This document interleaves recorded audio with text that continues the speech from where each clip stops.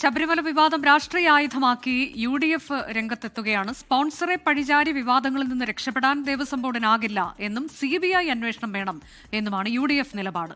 അയ്യപ്പന്റെ പണം എടുത്തവർ ഒരു കാലത്തും ഗതി പിടിക്കില്ലെന്ന് K. മുരളീധരൻ പ്രതികരിച്ചു.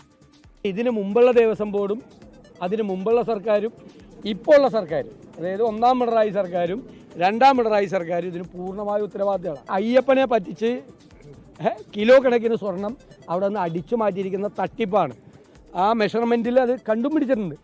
എന്നിട്ടത് പുറത്താകാതെ ഈ സ്വർണം കട്ടെടുത്ത ആളുകളെ സംരക്ഷിക്കും. അവർക്ക് കമ്മീഷൻ കിട്ടുന്നുണ്ടാവും, അവർക്ക് അതിൻ്റെ വീതം കിട്ടുന്നുണ്ടാവും. അതാണ് നടന്നിരിക്കുന്നത്. സർക്കാരിൻ്റെ ഭാഗമാണ് എന്ന് ഞാൻ പറയുന്നില്ല. അതേക്കുറിച്ച് അന്വേഷണം നടക്കണം. ആ അന്വേഷണം നടത്തി ഇദ്ദേഹത്തിൻ്റെ മറ്റ് ബന്ധങ്ങൾ എന്തൊക്കെയാണ് എന്ന് പുറത്തു കൊണ്ടുവരണം.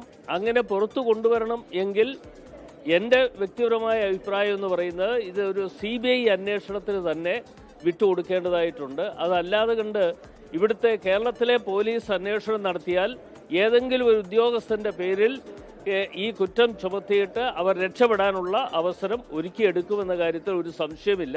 അപ്പോൾ തീർച്ചയായിട്ടും ഒരു CBI അന്വേഷണമാണ് ശബരിമല ഇഷ്യൂമായി ബന്ധപ്പെട്ട് ഉണ്ടാകേണ്ടതായിട്ടുള്ളത്.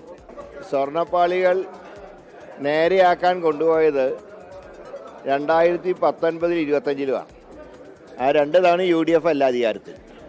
അപ്പോൾ ഇതിനെക്കുറിച്ച് വസ്തുനിഷ്ഠമായിട്ട് അന്വേഷണം നടത്തണം എന്നുള്ള കാര്യത്തിൽ ഒരു വിട്ടുവീഴ്ചയ്ക്കും കോൺഗ്രസ് തയ്യാറല്ല. ഞങ്ങൾ 6-ാം തീയതി നടക്കുന്ന രാഷ്ട്രീയകാര്യ സമിതിയിൽ ഇക്കാര്യം ചർച്ച ചെയ്ത് വേണ്ടി വന്നാൽ സമരത്തിൻ്റെ പാതയിലേക്ക് ഞങ്ങൾ നീങ്ങും. ഗൂഢാലോ നിലക്ക് സ്വർണം കട്ടിട്ട് 4 കിലോ കട്ടിട്ട് എന്ത് ഗൂഢാലോചന? കട്ട് കീശയിലാക്കി ദൈവത്തിൻ്റെ പണം. ഒരു കാര്യം ഞാൻ പറയുന്നുള്ളൂ, അയ്യപ്പൻ്റെ സ്വത്ത് തൊട്ടവരാരും ഗതി പിടിച്ചിട്ടില്ല എന്നുള്ള കാര്യം കക്കുന്നവരോർക്കണം. അത്രയേ പറയുള്ളൂ. ഒരു കാരണവശാലും ഈ കട്ട കള്ളന്മാർ രക്ഷപ്പെടാൻ ഞങ്ങൾ സമ്മതിക്കില്ല. ലോകത്തെവിടെയായാലും ഏത് സമയത്തും 24 വാർത്തകളും ഓഗ്മെന്റഡ് റിയാലിറ്റി പാക്കേജുകളും എക്സ്പ്ലെയിനറുകളും വിശദമായി കാണാൻ ഞങ്ങളുടെ YouTube ചാനൽ നിങ്ങൾക്ക് സബ്സ്ക്രൈബ് ചെയ്യാം.